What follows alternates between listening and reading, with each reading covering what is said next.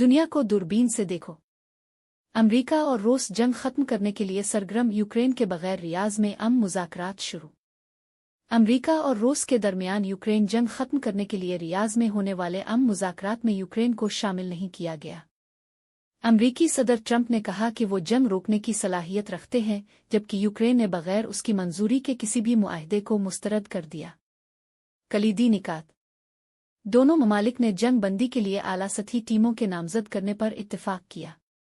Trump के मुताबिक वो जल्द ही पुतिन से मुलाकात करेंगे। रूस का मुतालबा।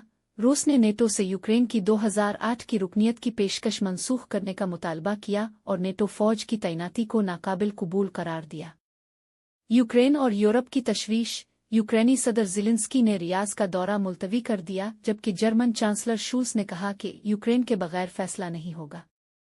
अमरीकी उहदेदारों के बयानात। सेक्रेटरी खारजा मार्को रूबियो का कहना था कि रूस संजीदा मुज़ाकरात के लिए तैयार है, लेकिन किसी को भी नज़रअंदाज नहीं किया जाएगा। माशी शराकतदारियों की बात। रूसी वज़ीर खारजा लावरोफ ने अमरीका और रूस के दरमियान पाबंदियां उठाने और माशी ताउन पर जोर दिया। तनकीद और शुकूक। यूरोपीय रहनुमाओं ने अमरीका पर रूस को बिलावजा मुराद देने का इल्ज़ाम लगाया, जबकि कुछ अमरीकी कानून साजों का कहना था कि रूस ने पहली कामयाबी हासिल कर ली है। तज्ज़ियाकारों के मुताबिक रूस ने अब तक कोई रियायत नहीं दी, जिससे मुज़ाकरात की कामयाबी पर शुबहात बढ़ गए हैं। आगे किया।